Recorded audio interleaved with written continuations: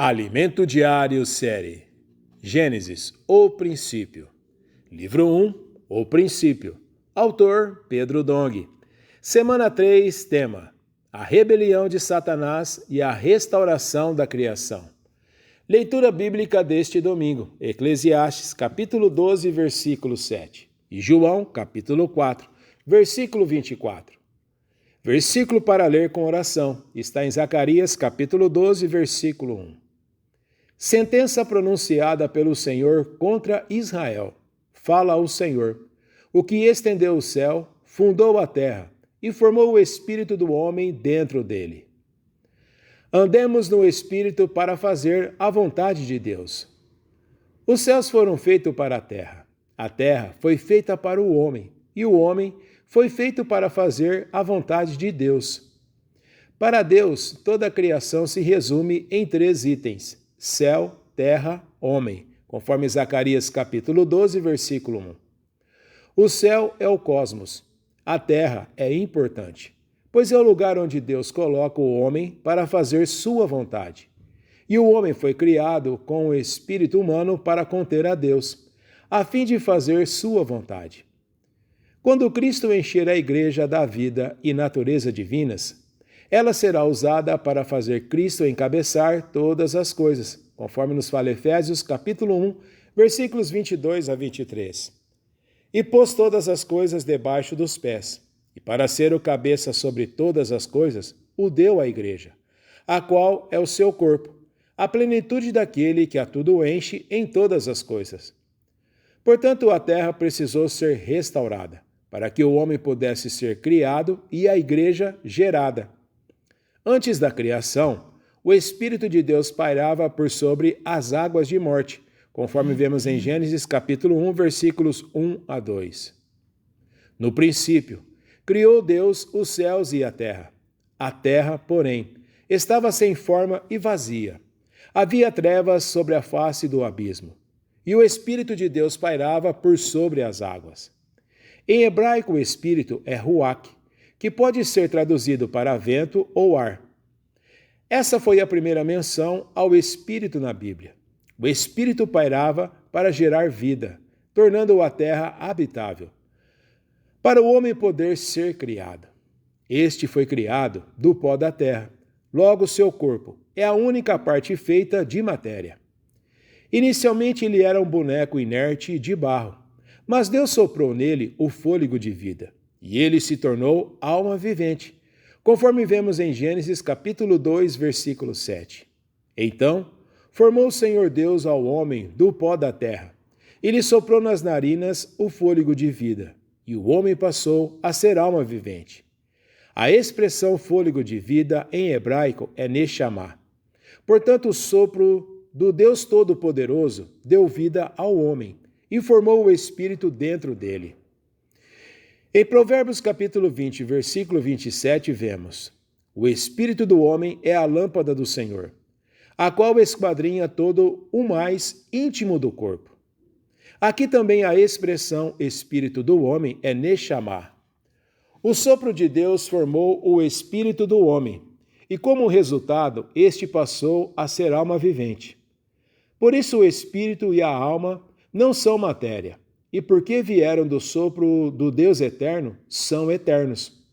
A única coisa que morre é o corpo, que volta ao pó da terra, mas o espírito e a alma vão para Deus, conforme Eclesiastes capítulo 12, versículo 7.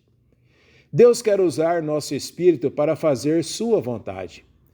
O Evangelho de João registra que Deus é espírito. Importa que os seus adoradores o adorem em espírito e em verdade, conforme João capítulo 4, versículo 24. Nosso espírito humano foi criado pelo Espírito de Deus, ou seja, ambos possuem a mesma essência. É por isso que podemos contatar e conter e receber a Deus no coração e na alma. Aprendamos a viver e andar no Espírito. Após sua morte e ressurreição, Jesus tornou-se o Espírito e entrou em nosso espírito, como está escrito em João capítulo 7, versículos 37 a 39. No último dia, o grande dia da festa, levantou-se Jesus e exclamou: Se alguém tem sede, venha a mim e beba. Quem crer em mim, como diz a Escritura, do seu interior fluirão rios de água viva. Isto ele disse com respeito ao Espírito que haviam de receber os que nele crescem, pois o Espírito até aquele momento não fora dado, porque Jesus não havia sido ainda glorificado. Quando Deus ressuscitou Jesus, a humanidade de Jesus foi admitida na deidade. O homem Jesus tornou-se o filho primogênito de Deus. Agora, por meio de seu primogênito, Deus pode gerar muitos filhos, porque Jesus Cristo foi glorificado e se tornou o Espírito, sendo capaz de entrar no espírito do homem. Quando cremos em Jesus, recebemos Cristo como o Espírito dentro de nós. Hoje, Cristo habita em nós.